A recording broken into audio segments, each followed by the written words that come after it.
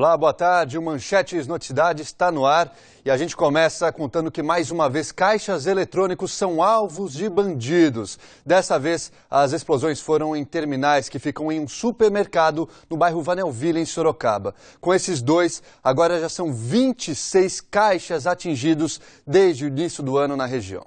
A ação foi às 6 horas da manhã. Bandidos atacaram um dos caixas e a explosão afetou o terminal desativado ao lado. Papéis e recibos ficaram espalhados pelo chão. Testemunhas contaram à PM que os criminosos entraram no estacionamento do supermercado em um carro preto. Com armamento pesado, eles renderam funcionários que chegavam ao serviço, explodiram o equipamento e fugiram antes da chegada da polícia. A Polícia Civil deve analisar imagens de câmeras de segurança. A perícia esteve no local. A estrutura do prédio não foi afetada. Como 2 artefatos suspeitos ficaram no local, a área foi isolada. O supermercado ficou fechado por toda a manhã. O GAT, Grupo de Ações Táticas Especiais, veio de São Paulo para detonar os explosivos. E os artefatos já foram detonados. Até o momento, ninguém foi preso. Em nota, o Bradesco afirma que está avaliando os danos para repor o caixa eletrônico em breve. Já o Santander diz que o caixa está passando por perícia e também vai ser consertado assim que possível. A polícia apreendeu 13 quilos de pasta base de cocaína e de maconha, além de um fuzil e uma metralhadora na Vila Aro, em Sorocaba. A droga e as armas foram encontradas em um carro roubado. O homem que estava no veículo foi preso. Agora, olha que absurdo, a que ponto chega a ousadia. Ainda em Sorocaba, um jovem de 19 anos resolveu furtar a bicicleta de um agente de trânsito da cidade. Os agentes de trânsito faziam patrulha de rotina na Praça Frei Baraúna e deixaram a bicicleta por alguns minutos. Foi o suficiente para que Daniel dos Santos, de 19 anos, saísse pedalando. Foi solicitado por alguns transeuntes, né? Que um rapaz acabava de jogar uma bicicleta numa casa abandonada, né? A gente foi até o local e percebeu que esse elemento estava próximo. Ele fugiu, foi até a rodoviária, a gente recuperou a bicicleta. O suspeito usou um pedaço de vidro para raspar as identificações da Urbis, com a intenção de depois vender a bicicleta. Ele vai responder por furto qualificado e foi encaminhado ao CDP de Sorocaba. Muita cara de pau, né? E em São Roque, um homem de 59 anos foi baleado depois de um assalto no Jardim Bandeirantes. Segundo a polícia, ele e a esposa são donos de uma distribuidora e fechavam um comércio quando foram abordados por um homem armado. A vítima reagiu quando o ladrão tentou entrar no local e foi atingida no peito. O homem foi socorrido a um hospital da cidade e permanece internado. O suspeito levou R$1.000 e está foragido. Lembrando que a orientação da polícia é que ninguém reaja a assaltos. A vida é sempre mais importante do que qualquer bem, tá certo? Foi encontrado hoje o corpo de um jovem de 19 anos que tinha desaparecido na tarde de ontem em uma represa no bairro Cocais, em Ibiúna. Segundo os bombeiros, ele estaria bebendo no local com amigos quando se afogou. Fim de semana de trânsito violento na região. Um homem morreu e 2 pessoas ficaram feridas depois que o carro em que eles estavam invadiu uma casa no bairro Godinho, zona rural de Piedade. Marcelo Nunes de Camargo, de 43 anos, que dirigiu o veículo, perdeu o controle, destruiu o portão da casa e ainda bateu em um carro que estava na garagem. Ele foi arremessado e morreu no local. Uma mulher que estava com ele foi levada para a Santa Casa da cidade e não corre risco de morrer. Um outro homem foi encaminhado ao Hospital Regional de Sorocaba em estado grave. Nenhum dos moradores da casa ficou ferido. E também em Piedade, 5 jovens se envolveram em um acidente com 4 motos na estrada Dr. Rui de Camargo, no bairro dos Correias, nesse domingo. 2 deles morreram. Naideiel de Camargo, de 18 anos, e Carlos Wellington Duarte, de 19, bateram de frente durante uma ultrapassagem e morreram no local. As outras 2 motos desviaram da batida e caíram. Os 3 menores que estavam nos veículos de 14, 15 e 17 anos ficaram feridos e foram encaminhados para a Santa Casa de Piedade.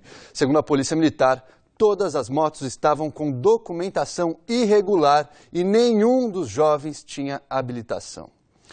E outro grave acidente matou 6 pessoas em Porangaba neste fim de semana. Os veículos ficaram completamente destruídos. Quem tem as informações é o repórter J. Abreu. O acidente foi numa pista simples no quilômetro 166 da rodovia Camilo Príncipe de Moraes. uma van com placas de Porangaba colidiu com um carro de Cesário Lange que cruzava a pista. Morreram o motorista e um passageiro da van e os 4 ocupantes do carro. A terceira pessoa que estava na van teve apenas ferimentos leves. Outros 2 carros se envolveram na batida, mas não houve mais feridos. Os corpos das vítimas foram velados no fim de semana e as causas do acidente serão investigadas pela delegacia de Porangaba. Na rodovia Raposo Tavares, outro acidente deixou uma pessoa morta e 2 feridas nesta madrugada em Mairinque. Um motorista seguia sentido capital quando invadiu a contramão e bateu na lateral de um carro. Depois ele atingiu outro veículo de frente que capotou. O motorista que provocou os 2 acidentes não resistiu aos ferimentos e morreu. As outras 2 vítimas foram socorridas ao pronto-socorro de Mairinque. E os passageiros de um ônibus de Jundiaí levaram um susto hoje pela manhã. É que o eixo do ônibus quebrou e o veículo bateu em um carro que estava estacionado na rua Bom Jesus de Pirapora. 4 pessoas caíram dentro do ônibus e ficaram levemente feridas. Elas foram socorridas ao Hospital São Vicente de Paulo e já passam bem. Bom, agora a gente fala de outro assunto muito importante, que é a violência contra o idoso, que infelizmente é realidade. Quem traz mais informações sobre esse assunto é o Renato Diniz. Para se ter uma ideia da gravidade do assunto, a cada hora 5 idosos são vítimas de violência, de acordo com a Secretaria de Direitos Humanos da Presidência da República. Eu converso agora com Iara Cardoso Magno, coordenadora da Coordenadoria do Idoso da Secretaria de Desenvolvimento Social de Sorocaba. Quais vão ser as atividades até às 4h30 da tarde no Clube do Idoso? Nós teremos diversas atividades, algumas focadas para a questão da violência. O Conselho vai estar dando informações sobre os direitos do idoso, como proceder a uma denúncia. Também teremos o pessoal da OAB e da Uniso prestando orientações jurídicas e também teremos atividades de lazer como dança circular, ginástica, de integração geracional, onde os jovens vão assistir um filme sobre o idoso no cinema do Clube do Idoso. Então são diversas atividades para o idoso e para qualquer pessoa que queira participar e se esclarecer. Quais são os tipos de violência mais comuns contra o idoso e como denunciar? A mais comum é a negligência, mas vem associada com a violência física, psicológica, a financeira, onde ele retém o benefício do idoso para uso próprio. E tudo, a autonegligência, que é quando o idoso não aceita também a ajuda dos familiares. São vários tipos de violência que podem fragilizar esse idoso. Como denunciar? Bom, nós temos o Disque Denúncia, que é o Disque 100 da Secretaria de Direitos Humanos, e também o Centro de Referência do Idoso. O telefone de contato é 3233-6599. Lá as denúncias são acolhidas e encaminhadas. Obrigado pelas informações. As atividades no Clube do Idoso seguem até às 4h30 da tarde. O clube fica ao lado da Avenida Juvenal de Campos, no bairro Pinheiros, ao lado também do Centro Esportivo André Matiello. Agora a previsão do tempo, a segunda-feira continua de sol com algumas nuvens. Em Sorocaba, a mínima hoje é de 15 e a máxima de 25 graus. Veja como fica o tempo em outras cidades da nossa região.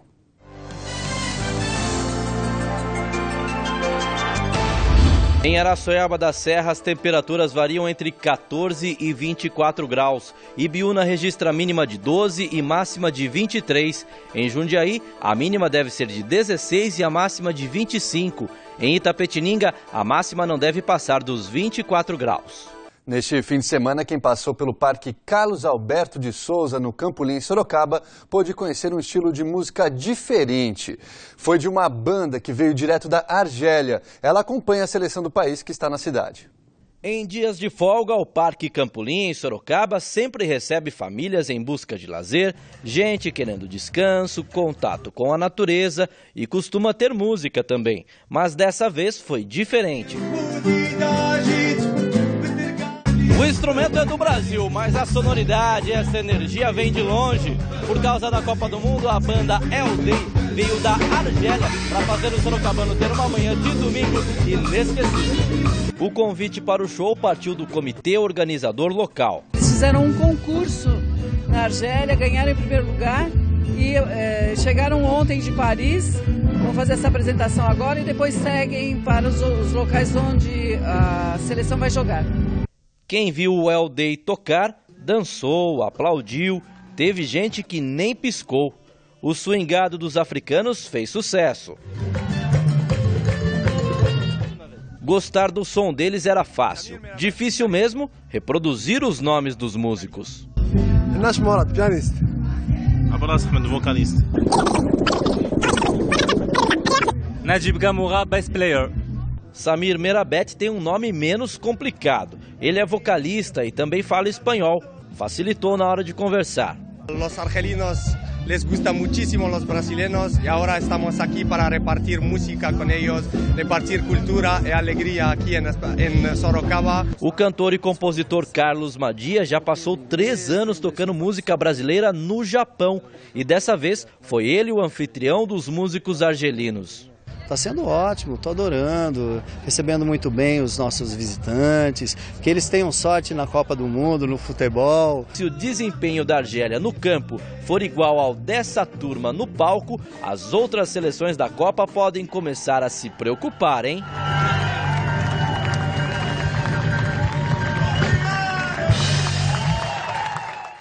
Tá aí, a gente vai ver o desempenho da Argélia amanhã, que estreia na Copa do Mundo.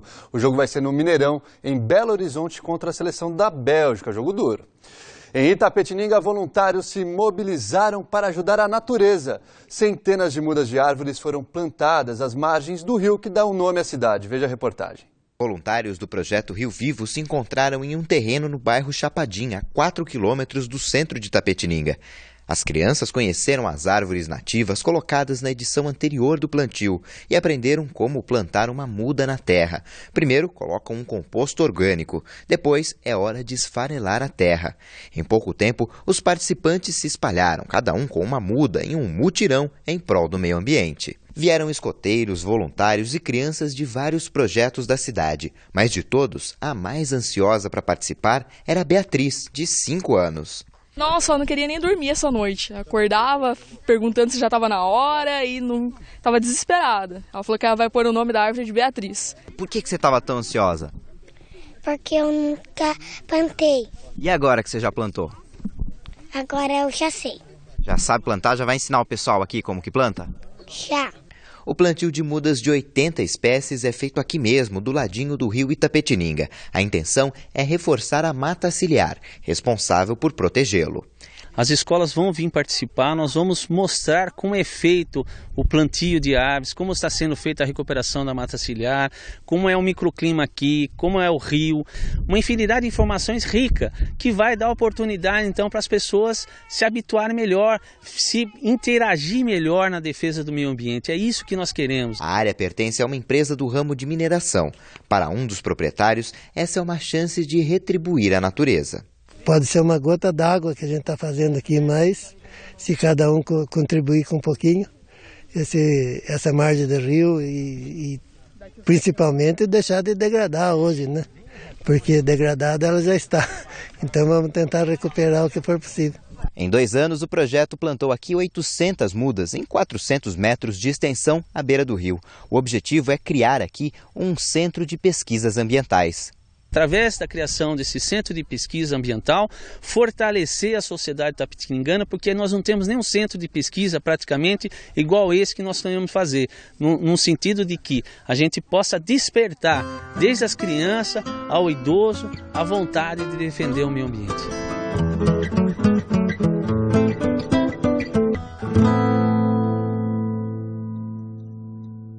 Tá aí, bem legal o projeto. E o Manchetes Notícias termina aqui. Um boa tarde especial à cidade de Salto, que completa hoje 316 anos. Então, parabéns a toda a população. Lembrando que os serviços administrativos da Prefeitura estão fechados, hein? Outras notícias da região às 7h15 no Noticidade com Simone Marqueto, que agora com Futebol Esporte Show. Para você, uma excelente tarde e até amanhã. Tchau.